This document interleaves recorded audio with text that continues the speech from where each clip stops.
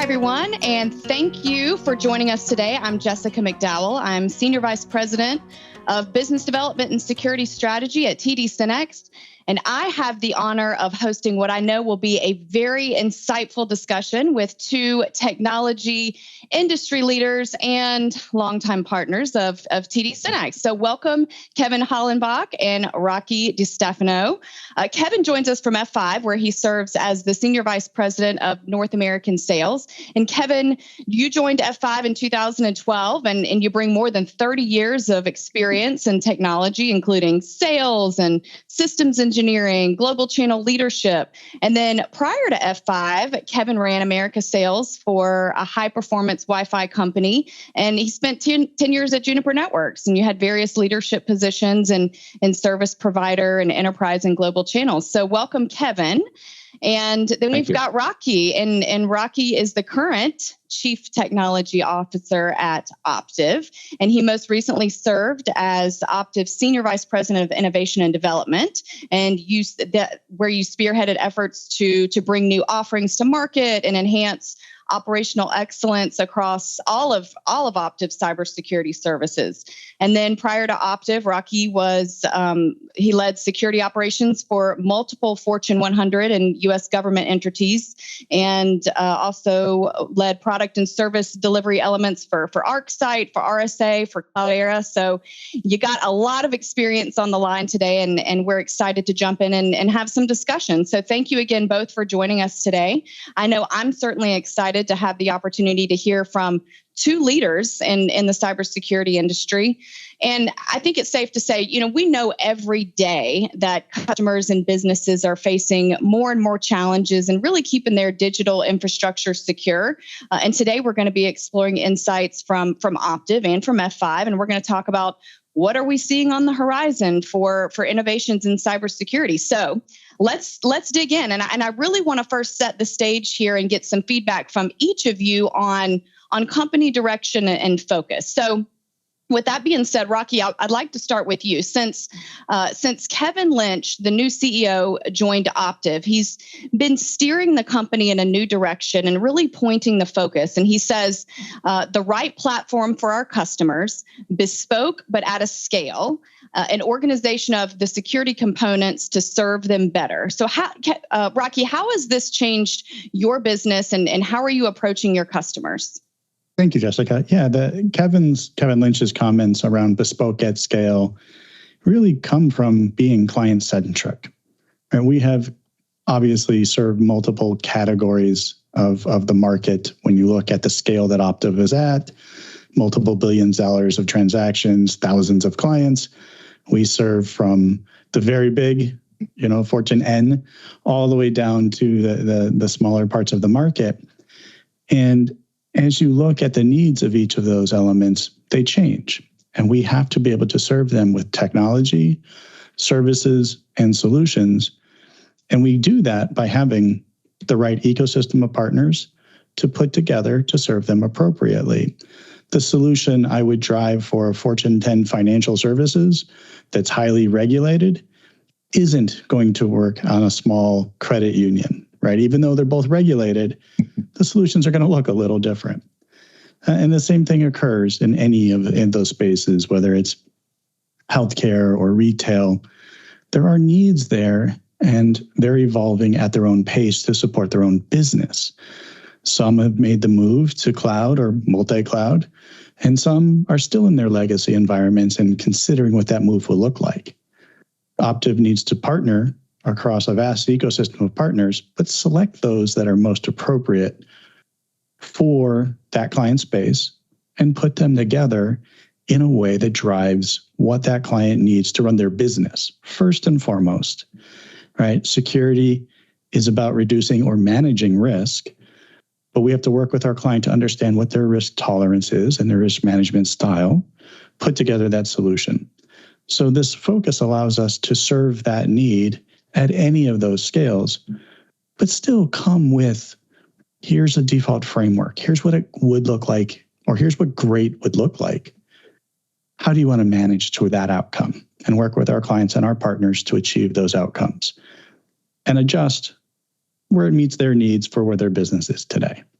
Thank you, Rocky. Kevin, what about you? I mean, what's your perspective on this very specific focus at Optiv, which also allows it to be broad as well as Rocky was mentioning? So what's your take? So thanks, Jessica. It's great to be here. Rocky, great to be here with you. I guess the short answer on the platform question is we completely agree. Okay, the platform is in F5's DNA. If you go back, anyone watching this probably thinks of F5 as a load balancer, which has been the bane of my existence in sales because we've always tried to broaden that definition. But what we really were, if you go back in time, and I've been here 10 years, but even before that, we were a platform, for layer 7 services, of which load balancing is one of those things. But because we were in line at layer 7, we added a bunch of services, mainly security at layer 7, things like a WAAP, access, DNS security, SSLO, DDoS mitigation, but levered to the data center and the legacy environments. And that's kind of our DNA, rather than having 5, 6 different vendors doing those capabilities. And so depending on what your definition of platform is, we've been doing kind of platform in the data center for a long time. But the world has completely changed. 5 years ago, I had customers tell me they were going to be completely out of the data center. All the apps were going to be in the cloud, and they would have no need for anything like an F5 or other like technologies. Well, fast forward, surprise, surprise, most of those apps are still around in the data center, driving businesses. And what's happened is the cloud and modern apps, which is any app that is written in the last 7 or 8 years, have just exponentially driven complexity to our customers. And so now what's happened is you have the private data center.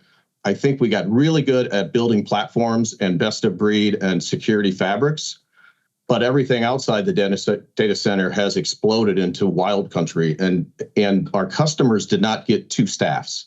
They don't get one for the data center infrastructure and one for the modern environment. And so what I see when I talk to customers is this complexity because things have multiplied, and we've kind of lost track of the good capabilities and processes we use to build the legacy environments, which you can argue. I think we did a pretty good job there. I mean, they're streamlined stacks, they're automated, they're best of breed. But best of breed never meant let's have 5 firewalls doing the same thing. And you get outside the data center and you start seeing 5 WAFs, 5 firewalls, all these vendors, business units doing their own thing. So I do think the answer for both the old and the new world is a platform, an architectural approach.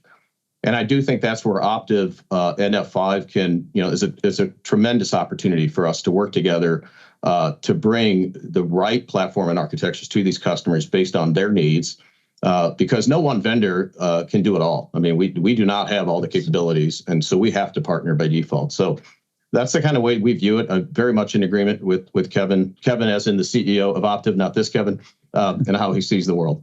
You can agree with yourself. That's okay. You can absolutely do that. That's pretty easy. Exactly.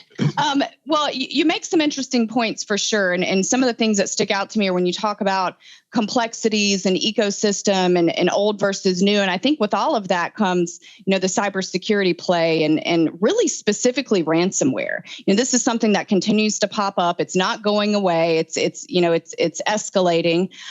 So, Rocky, thinking about that, what are some of the new trends that you see that are a risk to your customers?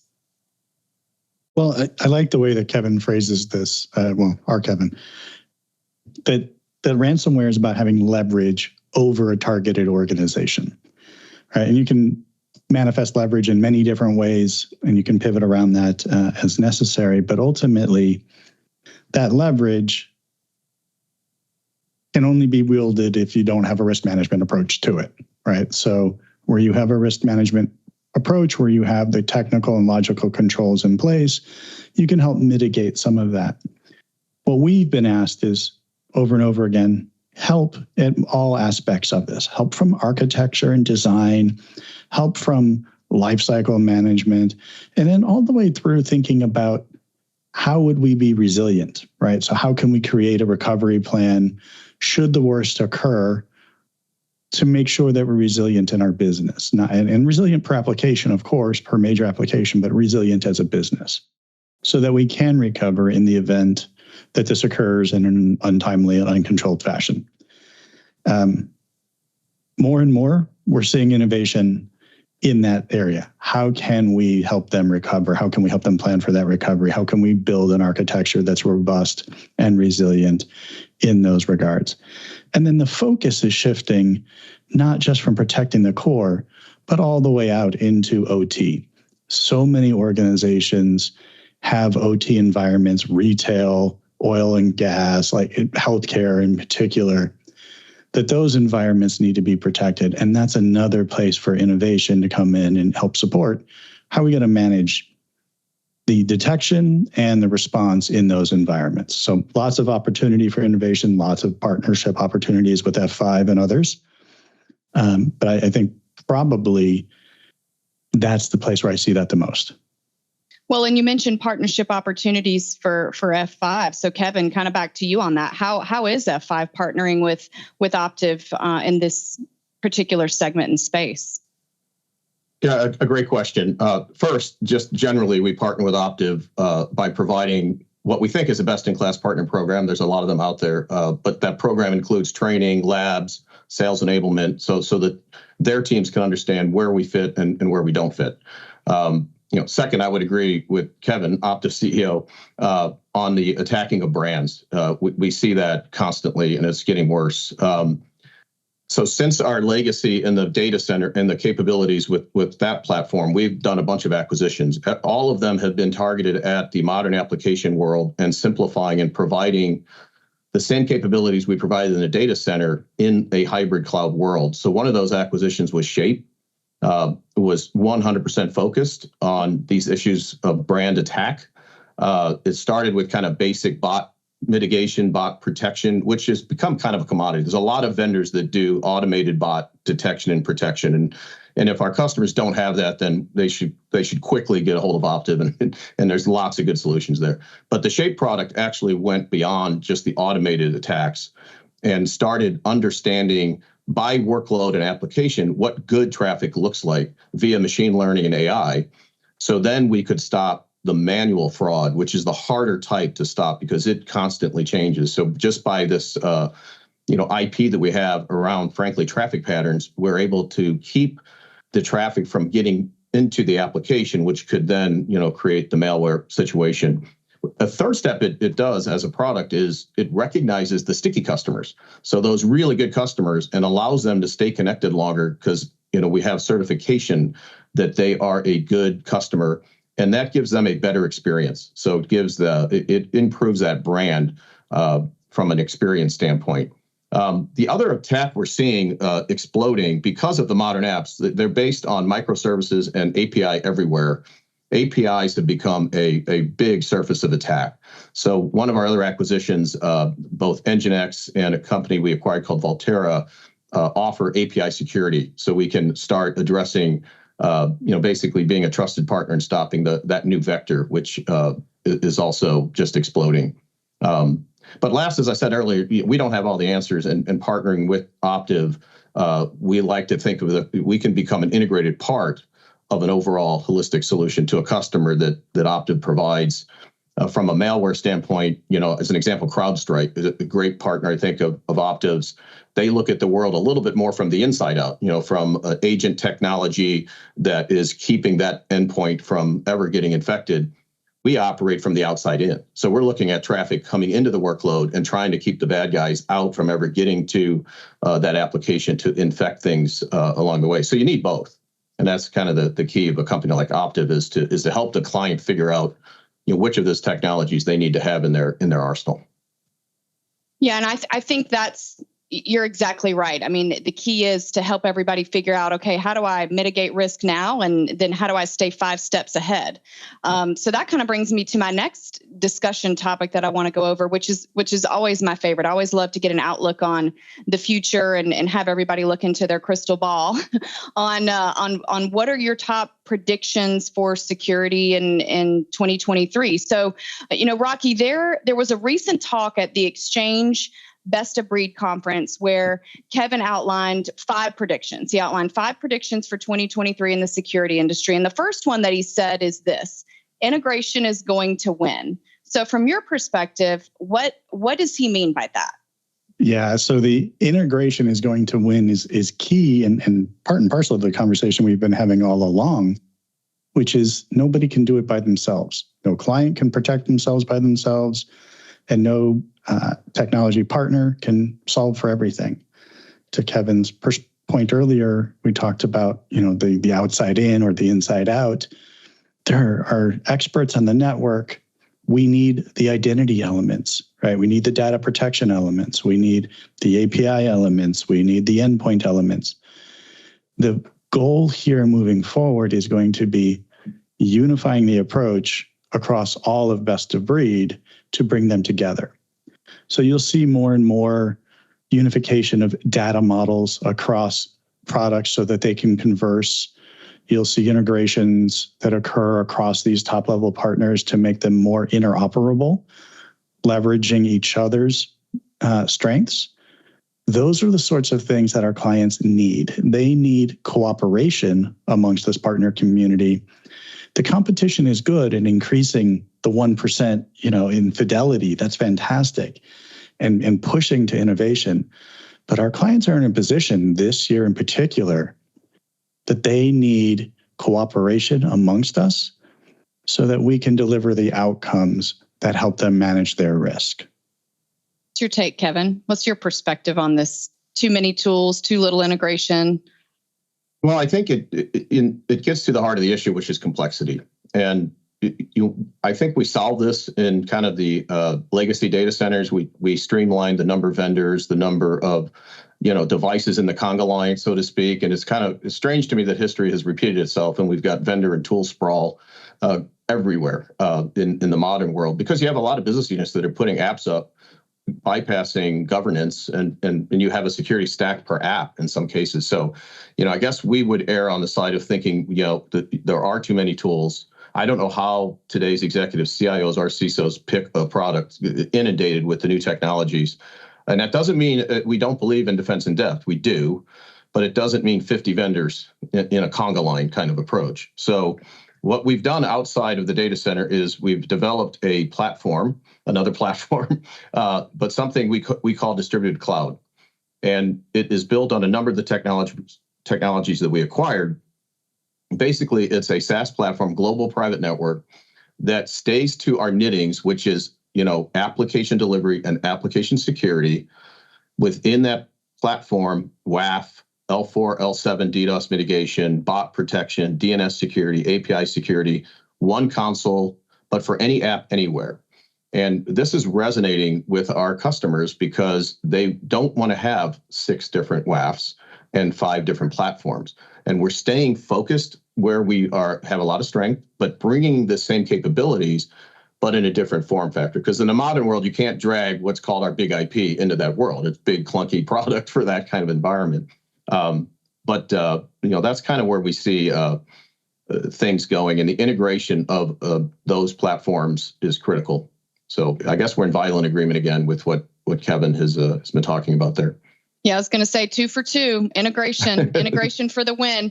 And I guess that's across all segments, right? But let's also talk specifically about the customer segments. Rocky, what's your prediction for this year around which customer segment is going to see the largest growth in security, both in innovation and in spending?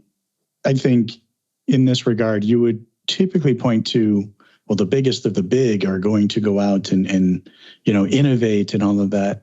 The reality is that's always the case. The biggest of the big have a responsibility, they have a capability, and they will obviously do that. But when it comes to the overall market, where we're seeing the most pull and the most potential for pull is in what we consider our enterprise market. In that market, the vast majority in terms of numeric count, these are the folks that don't have hundreds of cybersecurity professionals. They can't compete for the top end talent. They can't manage 50, 70, or 200 partners, right? They need to operate their business because that's what they're there to do, right? Ultimately, they need partners to come and deliver solutions or deliver services. So I think what we're going to see is a lot of those top-end values that we want to drive from a service offering or from a solution ultimately is going to be driven by that market's adoption. So how can we bring high value features and bring them down market and scale them? So how do we do better API security as a managed service? How do we do better, bot detection? How do we do OT monitoring in that environment where traditionally you might at best have an assessment? But now it becomes a reality that they need to act on that and they need to operationalize that continually forever. They're not going to build teams. They're not going to be able to compete to build teams. They're going to need to outsource that. So as Optiv, putting together those partners, putting together those offerings so that we can deliver that as a managed service, ultimately is where we see the most growth. What about you, Kevin? What's your take? What are you seeing across the board, specifically in the enterprise sector from the F5 perspective? Yeah, the most important thing up front is to kind of depends on the definition, right, of the sectors. We have an enterprise sector, but inside there is probably the Fortune 500. And at the top of the pyramid, to Rocky's point, you see a different demand curve for different types of solutions than as you go from Fortune 500 to Fortune 2000. Now, fortunately, we've been in most of these accounts from our legacy load balancing to adding security. So we have an eye on all of these. But in our enterprise segment, inclusive of healthcare and financial services, retail, at the top end of that pyramid, we see a lot of innovation and a lot of spend. And the way you look at it, really, from our perspective, since we're application-centric, any customer that puts up a public-facing IP that is driving business is a hot sector. Now, the solutions for them are going to be different. If it's a Walmart, they're going to have enough staff to wrap a stack around that application. If it's a mid-tier, let's say in the Fortune 1000, they're going to need most likely an extended support services managed offer. They just don't have the staff to protect that application. But the critical thing that, and I know Optiv has noticed this, but we do this for customers, the minute you put a public-facing IP up and a website, it gets hammered. And so you can't test and play around in that world. You have to be ready to go when you go into a public-facing website. But the services, to Rocky's point, are different at the top of that pyramid as you go down market. Yeah, so that makes sense. I would like to explore a little bit more, some of the specific industries that we're seeing some impacts in. Rocky, among the Optiv predictions for 2023, is really an increase in demand for cybersecurity capabilities in OT, or operational technology. So maybe tell us a little bit more about how you see that impacting the industry. Certainly. A couple of years ago, you would hear everybody talk about the impact of the Colonial Pipeline OT, impact there that really impacted the majority of the East Coast and gas everywhere through the United States, right? It impacted every consumer. That hasn't gone away, right? And it's not just the oil and gas industry that's impacted. Healthcare, retail, all of these different elements are actively being targeted and exploited, and ultimately need to innovate to keep pace. If they do not invest, they will be adversely impacted. There's just, to Kevin's point, if you have a public IP, it's going to get targeted. It doesn't matter where that public IP is, and it doesn't matter if it's something new you stood up or something that's been there for 30 years or longer. Ultimately, these attacks are getting easier. There's more investment in scaling them, making them more advanced. There's so much investment on the adversary side that on the defensive side, we need to work together to counter that. So these organizations are certainly spending the time to understand what that impact could be, investing in those solutions to prevent, to detect, to respond, right, to recover all the different elements. But ultimately, they're learning that you can't just do it one time. You need to build a full governance process around this, right? You need to think about continuous controls validation. You need to think about doing attack modeling all the way through and keeping things current and refreshed as your environments change. Every time we add new applications, new users, new integrations, new partners, acquisitions, divestitures, the risk profile changes. keeping pace with that is now an everyday activity. It's not a once-a-year activity. Can't get away with that anymore. Well, speaking of keeping pace, I mean, Kevin, what's F5 doing to support the cybersecurity for these critical companies and infrastructures, really, especially in those key verticals like public sector and regional utilities and healthcare? Yeah, it's a great question. And Rocky points out in the OT world, you know, once you start, you used to have these devices were in the data center or an extension of the data center on a private network. Because of the capabilities that these companies want to have at the edge, often these devices are not in their private environment. So we believe in a kind of a secure multi-cloud networking approach. So you can't just do the connectivity piece. You have to look at the secure piece of all of these OT technologies. And we have a whole point of view on how that would be. The good news is we're in all these industries from years and years of learning in their data center. And a lot of these companies do like to extend what we're doing into our secure private cloud. Public sector is a unique industry because, for federal, you need on-prem, you need FIPS type capabilities on your hardware, and in the cloud, you need FedRAMP. And so you need a vendor that has the capacity and the investment arm to build those capabilities into the public sector piece. But all of our customers have access to immediate help if they're under attack. And I know there's other vendors that do this as well. And so we've offered that capability for years. So if in fact they're under attack, they can call the support, they can call their account team, they can call their partner, in many cases Optiv, and then we can mitigate those attacks very quickly using several technologies, on-prem if it's an on-prem type approach, or in the cloud. So that's we've really developed a muscle to help our customers in time of need, and then move towards more of, okay, let's have an architectural review post-attack to see what else could be done. And typically that requires an Optiv to sit down with us, because again, we're not going to have every piece of the architecture going forward. Absolutely. Well, we've covered quite a bit. We've covered, your outlook and predictions. We've learned what both Optiv and F5 are doing to ensure your mutual customers are well supported to face these evolving threat landscapes across multiple sectors. And as expected, but no surprise, some very enlightening insights from both Rocky and Kevin. And I thank you both for sharing your thoughts with us today. That is all the time that we have today. So thank you. And for more thought leadership and expertise on cybersecurity from Optiv, you can visit optiv.com/blog. And for more information on distributed cloud services from F5, you can visit f5.com/cloud. Thank you all very much for joining us today. Thank you, Rocky, and thank you, Kevin. Thank you, Jessica. Thank you, Kevin. Thank you, Rocky.